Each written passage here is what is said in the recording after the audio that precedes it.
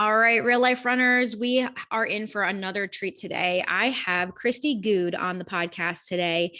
And Kristi is a macronutrient health and wellness coach. And she is here to talk to us today about how food affects our bodies, how as runners, it's really important for us to be conscious and be aware of the food that we're putting into our bodies so that we can maximize performance, so that we can feel better, so that we can maybe stop experiencing some of these chronic aches and pains that a lot of us tend to have sometimes. A lot of it can be caused by food. And so Kristi's going to tell us a little bit about her journey and how she kind of figured this out for herself and give us some ideas on how we can use food to better help support us as runners and just help us feel better, feel healthier, get stronger, and all the good things. So Kristi, welcome to the podcast.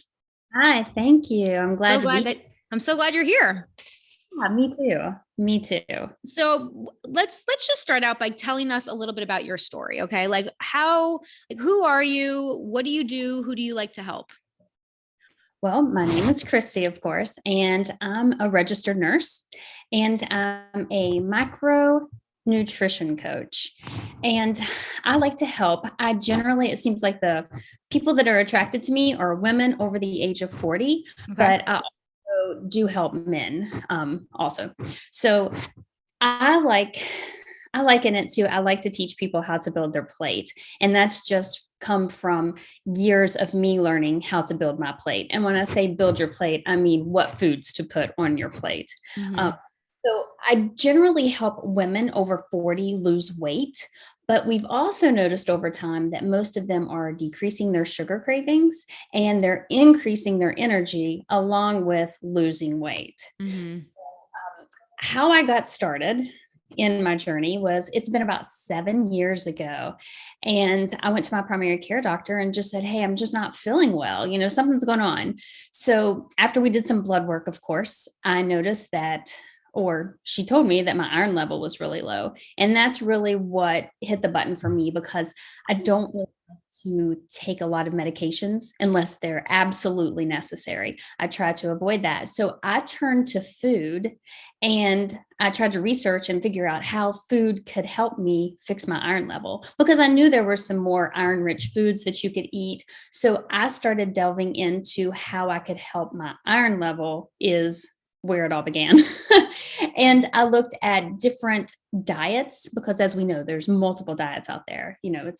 There's paleo, there's keto, there's just multiple diets that you could look at. And I kind of fell onto paleo. It was a book that I found that talked about the different nutrients and the importance of whole foods. And that's where my focus mainly is when I coach women, when I coach men. It's learning how to focus and add more nutrient dense and whole foods to your diet. So for me, once I found that red meat, spinach, just different foods could help my iron level, that's what I started eating. Well, as time went on, I started to notice, and it was right when I turned 40. So I was like, oh my gosh, everything is going downhill. I started noticing that when I would wake up in the mornings, my body would just feel so tight. I would just be sore. So morning after morning, I would wake up and it was all I could do to get downstairs to let our dog out. And I would tell my husband, there is no reason that I should feel this tightness. So I even visited just a friend who's a physical therapist, and we worked on because I had a lot of neck tightness, mainly neck tightness, and that's a key word here is to listen when I say I had a lot of neck tightness, and sometimes it would make me feel flush. So we worked on ways that we could stretch out my neck. She gave me certain exercises, and it did get a little better over time. But then one morning, I came downstairs and I made a latte every single morning with whole milk. And I just happened to think, could dairy be causing inflammation? Because I was starting to research all of these foods, with the iron level. And I turned around and I Googled it. And of course, the American Arthritic Organization popped up and it said that dairy can cause inflammation for some people. So that very next day, because I'd already made my latte, that very next day, I was like, I'm just going to try this. So I totally eliminated dairy from my day that entire day. And I ate a lot of cheese. I ate cottage cheese. I had the milk and everything. The next morning, the day after elimination, I woke up and I was like, oh, I wasn't as tight. I wasn't as sore. So I was like, okay, I've got to try this another day. And I was dedicated to it. I was like, we're going to try this and see if this is what happens. Eliminated it. The next day, it was like I jumped out of bed. So at that point, I After was, just 2 days? yes, Wow. days. And it was total elimination. I paid attention. I looked where all the dairy was, in my cheese, in butter, in everything. I was happy, but it was bittersweet for me Yeah. because Yeah, because now you can't eat dairy. yeah, exactly. And I was like, seriously. So I took it as far as I just felt better every single day, but I did take it a step further because I was like, I visited my allergist. My kids went to see an allergist for seasonal allergies and things like that. And I told him the story and he was like, that doesn't even seem right. And I said, could we test me for a dairy allergy just to make sure? So we did, and I wasn't allergic to dairy. And I don't know how many people listening will know this, but you have to actually, in order to be diagnosed with an allergy, it like you have to actually have the allergy. It can't just be a sensitivity. And what it seemed to me was it was more of a sensitivity. You cannot diagnose through blood work sensitivities to foods or, to dairy or to peanuts. It has to be an actual allergy. So for me, he was just like, well, at this point, we're just going to have to avoid it. So I was like, okay. So, but I felt so mumuch better that I didn't want to add it back in. And then after that, I researched a little bit more. And this was over time. And that's what so many don't understand. They don't realize that sometimes finding out um, when your body doesn't feel good, sometimes it takes time to figure out what the cause is, to figure out what the triggers are. So then I looked at gluten because that's another common inflammatory for some people. Now, people can have celiac disease with gluten, but you can also just have a sensitivity. And so gradually, and this was probably about a year later, gradually I started eliminating the gluten to see how I would feel. And I noticed that it was hurting my joints. So, yet It was again, that the gluten was hurting your joints, not eliminating it. Like, so your joints started feeling better as you eliminated the gluten. yes, Okay. correct. My joints. And then what I started to notice, and this is really important for anybody, is after my workouts, and I like walked, I did a lot of power walking and I had slowly started to weight train and things like that. Yoga, this is another thing that I did. Whenever I slowly eliminated the dairy and the gluten, I wasn't sore post workout like I past. It was a different type of soreness. It was almost like, oh, this is the sore I'm supposed to feel, not the really, really tight feeling that I had been feeling. So, with the dairy and the gluten, I recognized that they just didn't work for me. So, I just looked for ways to work around it. I found different foods that I could eat in place of that, which ended up being the more whole nutrient dense foods in general. Now, I'm not saying that I don't have, like a cookie here and there because I do. But I just know that it's not going to make me feel my best. Mm-hmm. And so many people don't realize is while you can hear that, of course, you want to eat the whole foods, you want to eat nutrient dense foods. We all know that that's better for our bodies to get the vitamins, to get the minerals, to get the micronutrients, the macronutrients. However, it's also good to know foods that can cause you issues. And just learning that was what really helped me along my journey because now I just feel so much better. I don't feel like, I did when I turned 40 and I was like, oh my gosh, it's all downhill from here. That's what they said, but it really wasn't. Yeah. It was just a food. Did you notice it was difficult for you to eliminate dairy because like you said, you were eating yogurt and cottage cheese and regular cheese and the milk in your latte? Like, was it difficult for you to eliminate the dairy? It was. And I did it slowly after I realized that's what it was. And then, and gradually, I would bring food like different types of dairy back. Like I might totally eliminate everything for 2 days and then I would bring back cottage cheese. Well, is it cottage cheese? Does it affect me? And when after 3 days of reintroducing it, I would realize, yeah, I don't feel good again. So I would totally eliminate everything again for a week or so. And then I would try a different food, like a hard cheese, because some people can be like, for instance, lactose intolerance. Some people can be affected by the softer cheeses, and some people can be affected by the harder cheeses. Mhm. So it was truly me trial and error. And a lot of people don't want to take the time to find these things out, but I did because I wanted to feel my best. I wanted to be able to optimize my body and to be able to fuel it for my workouts so that I could, go run around the yard with my children and not be like, oh, I'm sore, I'm tight, I don't want to do these things. So, yeah, it was me trial and error with different foods. And it's still interesting to this day. Certain ones will, like the harder cheeses, will make me feel bloated.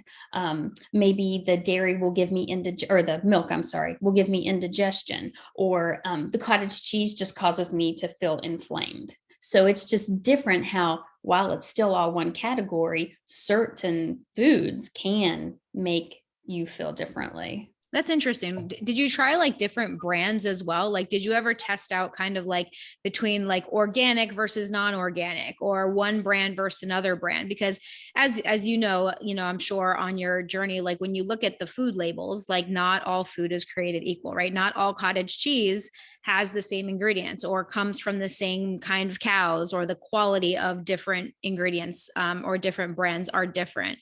So did you ever test that out as well? Like, did you notice that it was like all cottage cheese, or were certain brands worse or better than others?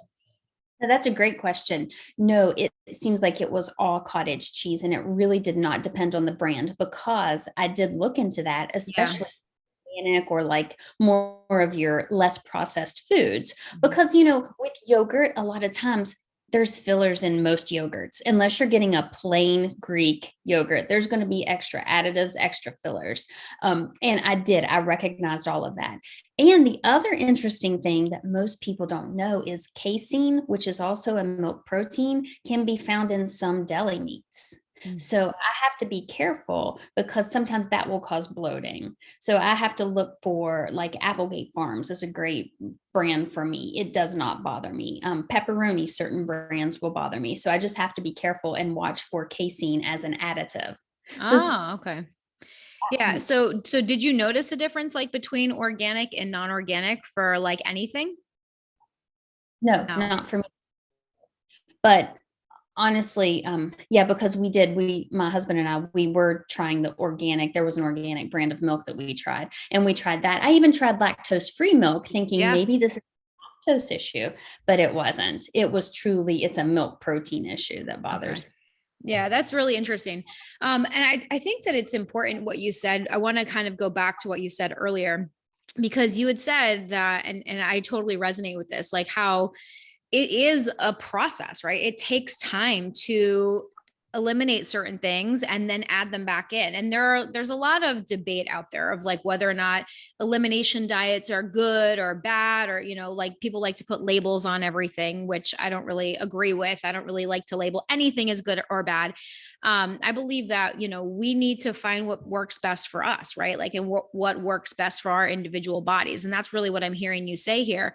But what I want to point out is how you said, like, because about how it does take time, right? And you have to kind of eliminate some foods and then add them back in, and then wait for 3 days and see how your body feels, and then actually assess all of that and how your body is reacting to that thing, which takes a lot of effort. It takes a lot of time. It takes a lot of you understanding the cues and the signals that your body is giving you. But you were willing to do that because of the outcome that you believed you were going to gain from that, which is your body feeling better, being able to be more active with your children, being able to run around and play with them and do those kinds of things. And so I just want to kind of make our listeners like tap into that for 1 second, because it is there for running or for anything else that we do. When you understand that deeper why, that deeper purpose of why you're doing something, that can really make all of the difference in the world of actually making you stick to this thing that you quote unquote know that you should be doing, right? Like, or that you want to do, but it's a pain in the butt. Like sometimes these things are like a pain in the butt, right? To do them. And they take time and they take focus and they take consciousness and awareness and all of these things. So knowing that deeper purpose behind it is a really powerful driver. Oh, absolutely. Yeah. And actually, and I love what you just said, how you said about foods are not good nor bad, and you don't like to label anything. I don't either. And that's a huge thing because, especially with elimination diets and fad diets that are out there, a lot of people think, oh, if I eat this food, I'm bad. No, the only thing that's going to happen is that food could make you feel bad. Yeah. So, the way I look at it. Like if I want to have a chocolate chip cookie, I mean, granted, I know that there's going to be gluten in it and I know there's potentially dairy in it from the chocolate chips. But if I want it, I'm going to eat it. I just have to recognize that I might not feel good for me. But Mhm. some people can eat them and feel fine. So I think that's a great point because I try to teach my clients a lot of that, the good versus bad, because food just, you can't label it because at that point, when you do start labeling foods, it tends to take you down another path of, oh, I'm bad if I eat this, or, oh, I was good today. I only ate this, but that's not what it's about. It's about figuring out what works for you and what doesn't. Yeah, 100%. So what are some ways like for us to kind of start to figure that out? Like for us to when we decide, when we eat something, how do we know if it's the food that's causing us to feel tired or to feel the muscle tightness or that's causing some of these other symptoms in our body versus just, we haven't been sleeping well or we had a really hard workout or because there's so many causes, right? And I think that's what makes this so tricky is that it's not often of like a direct cause and effect. Like we can kind of see correlation, but causes are a lot harder to point to because there are so many factors, right? And it's not like you're only eating dairy. You're eating dairy, you're eating vegetables, and you're eating meats, and you're eating like all of these things. So where do we even know where to start? That's a great question. I feel like everybody, and I even have my clients that come to me to keep a food log. And now I'm not saying you have to track your food. Not everybody that I work with tracks their food. I'm meaning keeping a journal of writing down. And any doctor that you go to, if you have an issue, like a GI doctor, for example, if you are wondering if certain foods are going to affect you or if something's going on GI wise, we'll put it that way, they're generally going to have you keep a food log.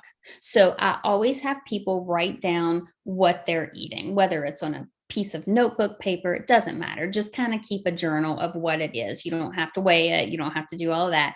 But then that way you can look back and you can make little notes. Maybe that night the night before you didn't sleep well, you can just write poor sleep. Nothing major to where it's going to take up a lot of your day, but just spend 5 minutes jotting down how you felt. And then go back and you can look at it. So for me, I'm really big on awareness, just being aware of what you put in your body, being aware of how your body's responding in general. So if you keep these notes, then you can go back and you can start to pinpoint maybe some areas. Oh, you know what? I had spaghetti sauce and I had indigestion. I mean, that's a common one. The acidity in the tomatoes, could that have caused your indigestion? Well, then you just pay attention the next time that you have spaghetti sauce, or you just make notes like, today I woke up and I just felt blah. Well, what did you have for dinner last night? Did you have a snack late before you went to bed? It's just being aware. And that's where you can start to break it down and pinpoint maybe a food that's bothering you. And what I like about this is foods that are more nutrient dense can still bother you. It doesn't have to be the processed bag of chips that you ate, the whole bag of before you went to bed. I have had clients that even green apples have caused them indigestion and they didn't realize it. I have a client that's allergic to potatoes and had no idea. So it's not always like what we were saying just a little bit ago. That's why you don't label foods as good or bad, because they affect us all differently. Yeah. And that's one of the things I think is interesting about the healthy label too, right? Like people like to label foods as like healthy or not healthy, but like, one of the ones that I like to point to a lot of times is quinoa. Like quinoa is a quote unquote superfood. It's a healthy food, right? But there are some people that can't digest quinoa well. Like they just like it messes up their digestion, right? So for that person, quinoa is not a healthy food. Like even if Quinoa has the most benefits of anyone in the world. Like another one, not anyone, but any food, but like eggs, right? Like to me, eggs are like the one of the best foods on the planet because of all of the vitamins and the minerals and the protein and the fat. Like it's just such a complete food. But some people can't tolerate eggs. When they eat eggs, it causes, like you said, indigestion, stomach upset, like burping, like, all the things, right? Like, and so for that person, the egg is not the best food, right? And so I think that a lot of times we can get caught up with this diet culture in what's healthy and what's not healthy and wanting to eat the healthiest things. And sometimes those quote unquote health foods can cause issues with us. And I think that's a really important thing that not a lot of us realize. Oh yeah, absolutely. Absolutely. And So that is, go ahead. oh, I was just gonna say that is true about quinoa too. It can affect people differently. That can it can do anything with your digestive system. Yeah.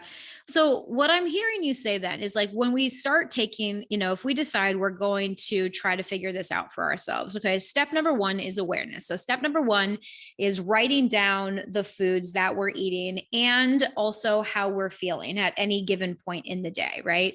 And then step number two is like kind of going back, and I like to say it's kind of putting on your detective hat, right? Kind of trying to figure out like patterns, see if we're noticing like certain patterns of symptoms after we eat certain foods. Is that right? That's exactly right. And that's what is so important. And that's every client, like I said, that I start out with, I always have them journal. They don't have to track per se.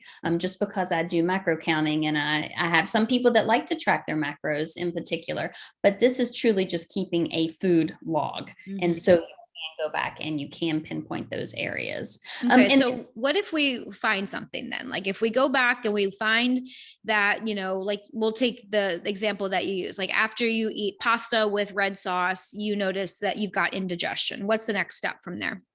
the next step is to try it again and to reevaluate, assess how you feel, and then write that down. Take note because maybe the second reintroduction may not bother you. So then you just write, you didn't have any, symptoms, nothing that came up from that. Maybe it could have been the pasta. So then you just introduce the pasta by itself separately, maybe with some butter or, just alone. Maybe it is the pasta that's causing it. And then if you notice those symptoms again, then you write that down. And then you just, yet again, it's trial and error. You wait a couple of days, you reintroduce that food again. And eventually you are going to figure out, like you said, it's a process, but eventually you'll figure out, oh, okay, it definitely is the pasta.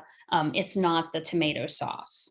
So that's kind of how you have to just reintroduce, take it away, reintroduce, and take it away. That's the Yeah. only way to So do it. one of the things that kind of comes up now, like a question that comes up is like, what if there's multiple things that are causing issues with us? Right. No, that is a good question. Then you just, I think, keep track of it so that you can know. And then you can look at maybe it's a food group per se, kind of like dairy. Like I said, whenever for me, there's so many items in dairy. There, you've got milk, it could be cottage cheese, it could be the yogurt. Different one of those are processed differently, and some have different additives. So maybe it's an additive. And I know some people, there are certain additives in foods that bother them. Like if you look at gums, there's like gums or thickeners that are in foods. Sometimes they cause people digestive distress as far as bloating and just not feeling good in general. And another one are sugar alcohols. Those can be something. So you have to take that particular food that you think is bothering you and look at everything that's in it because maybe it's something that's in the food. I hope that didn't take you off track because I know we No. were if there was, it could be a food group though, like you have nightshades, which are a certain group of vegetables, some starches and things like that. And maybe it's the nightshade vegetables that are bothering you. And then in that case, then you would look at, eliminating those for a while and then reintroducing. And it could have been just one of those. So you just don't know. So that's why I said it was almost probably a good 5-year process for me to figure out what didn't work for me. Oh, that sounds like such a long time and so much effort, though. It does. It sounds like a lot of effort, but if you feel good. Sometimes, like you said, it takes a lot of effort. Yeah, and like I said before too, like going back to that why, right? Going back to that deeper reasoning for you doing this thing, right? Because there are going to be times where you just want to have the cookie or you just want to have whatever the cheese, and I like what you say here because, you know, what your approach sounds like very much like moderation, right? Like you add it, you take it out, but then you add it back in. Like there are some people that want to take something out and then just eliminate it forever, right? Like, oh, that means you can't ever have that again, right? And that's not necessarily what needs to happen in a lot of circumstances. There's a lot of times where there could be a certain food that's causing inflammation in our gut, and by removing it, we kind of give our gut some time to heal, and then we can reintroduce that food successfully. Have you seen that as well with either with yourself or your clients? Yes, absolutely. I have seen that with me because garlic and onions bothered me for a little while. It would cause bloating, it would cause gas.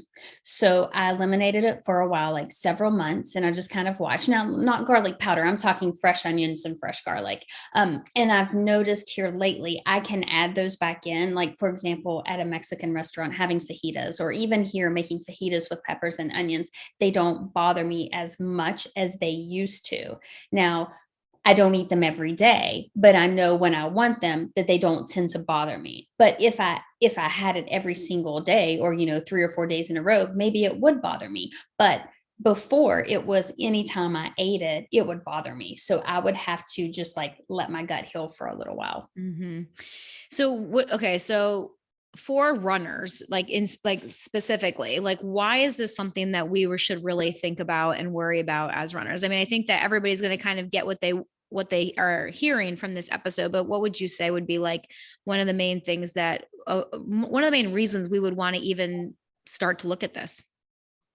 I think it's important just for your performance in general. You never know, like after you've done a short run or a long run, maybe you're having some tightness, some pain, and you just think, oh, it's because it was a long run today. Well, maybe it's not. Maybe it was what you ate the night before. Maybe it was what you ate that morning of.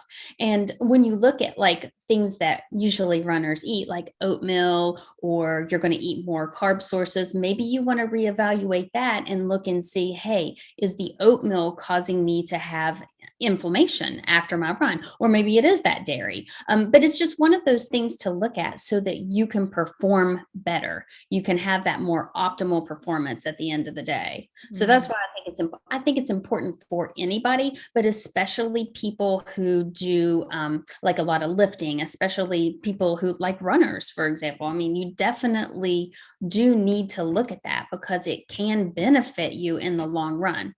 I'm actually working with a runner right now, and that's one thing that we're looking at, different ways that maybe certain foods are affecting her longer runs.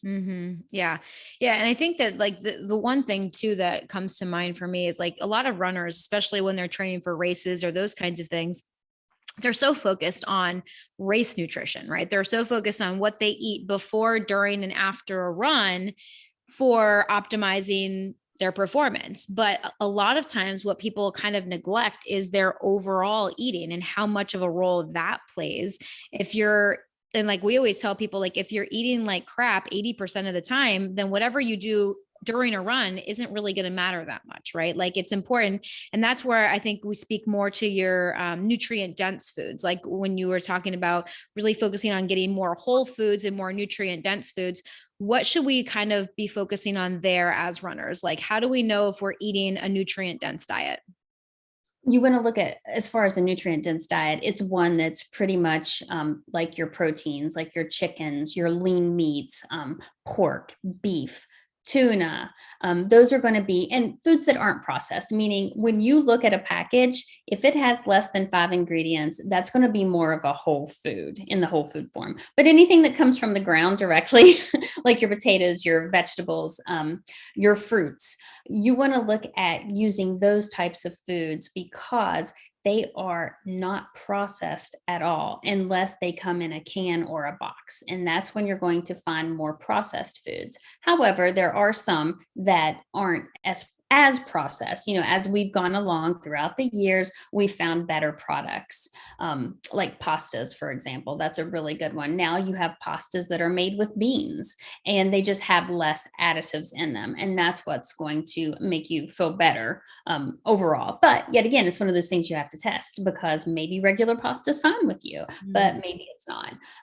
So looking for foods that are like protein, like I said, your chicken, you want to look for good, quote unquote, healthy fats, such as avocados, such as coconut oil, even bacon. Bacon, when it comes from a good source, an organic source of bacon, when you purchase it, bacon's great. It's a good, healthy fat. And even cooking in bacon grease, that's a good way. That's a good, healthy fat also. For some people in moderation, right?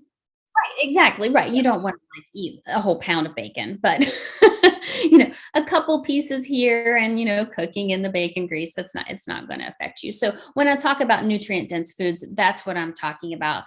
Fueling your body with that versus a processed food that burns super quick in your body, and then it just pretty much gives you a sugar crash. Just not too long after. And for runners, that's what's important. You need to find things that can give you instant, because you want to have that instant, like if you're doing the long distance run, I get that. You need to have something that's going to, give you immediate sugar. Right. But overall, you want to also watch that maybe the night before a run. You want to have a longer lasting, longer acting carb source, such as potatoes, such as your pasta. Yeah.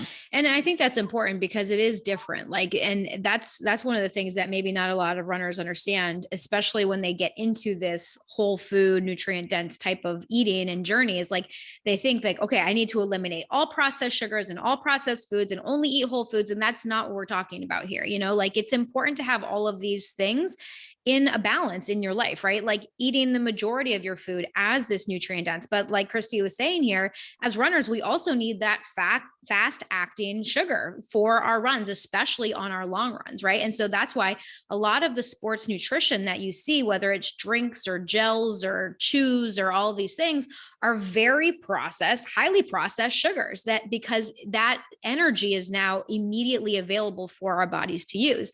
And so when we take in those types of things around our run, that can be very beneficial without a lot of health, negative health risks involved with it. Right. But again, even those things like sports nutrition things, you also need to figure out which ones work for your body, right? Because some of those things, because they're so highly processed and because they're so sugar dense, they can be total gut bombs for people, right? And there's a lot of runners that have major issues with certain types of gels and goos and all these things. And so again, trial and error, right? And this is one of the things we talk about with our runners all the time. Part of training for a race is also the nutrition, is also figuring out what are the foods that are going to fuel my body the best, not only right around my run, not only inside the run, but also the night before the run, right? And right after the run, refueling with protein and carbohydrates right after the run so that your body can start that rebuilding process. All of that is super important in the big picture.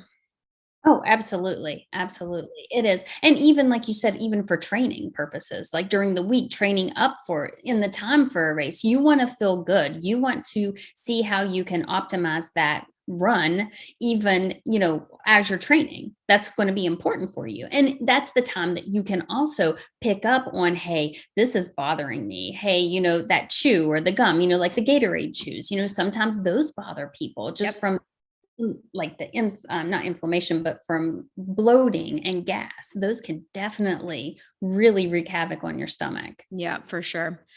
Well, this has been super awesome. Is there anything that we haven't really talked about yet that you wanted to circle back to for our listeners? I don't think so. I just feel like that just so that everyone knows that, you don't have to eliminate foods, but it is good to just be aware of how they react to you and how you want to feel no matter what you're doing, whether you're running, whether you're lifting weights, whether you're just wanting to run around the yard with your kids. But learning and being aware of how these foods can affect you is just going to be so important. And, there's other things like sugars. Sugars can affect people too.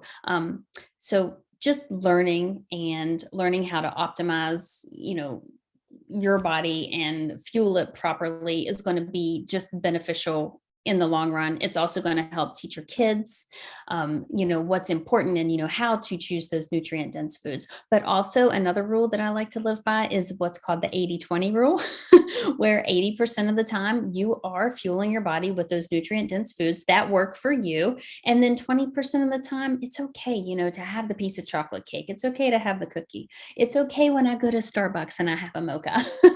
Yes, 100%. And it's so funny that you said 80-20 too. And I promise you guys, she was not prompted here, because that is how we train our runners, as far as like the ratio of easy running to harder running too. It's the 80-20 principle. Same thing. 80% of your running needs to be easy, and only 20% of it needs to be harder. But like, that principle can apply to so many different things. And nutrition is definitely one of them as well. And finding a plan that's individualized and that's customized to you and your body and how you want to feel and your goals and all of the things is so, so important. So thank you, Kristi, for bringing all of this awareness to us. So that's really what I've heard a lot, is like bringing that awareness and then bringing that intention to what you're eating, right? Like, you can eat whatever the heck you want, but just know how it's going to affect your body, and know, is there something else that I could eat that might make me feel a little bit better, right? That might make me perform a little bit better. And that's really what all of this is about. It's about empowering you as the runner to make these choices for yourself, to understand, to become more aware, and then figuring out what's going to work best for you, your life, your goals, the way that you want to live. Absolutely. Absolutely. Awesome. So Kristi, how can our listeners connect with you online if they want to learn more about what you do, or if they want to, reach out and work with you? How would they find you? Well, my Facebook and my Instagram handle are Love Living Low Sugar. And my website is also Love Living Low Sugar. And it's just LIVIN. Okay, no G. Right. No G on the living. So Love living, no sugar. Low sugar. Low sugar. Okay.